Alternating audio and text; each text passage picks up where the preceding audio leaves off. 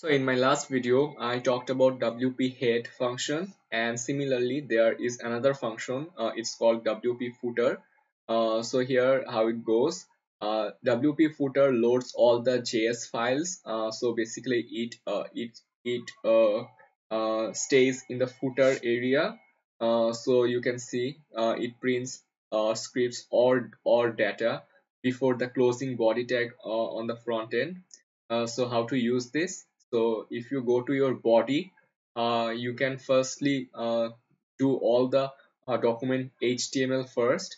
Then last, when you are closing the body tag, all you have to do is you have to simply write this one, PHP WP footer, uh, like this, and it close this line, and only this line will pull all the data, all the JS files from your functions.php that you have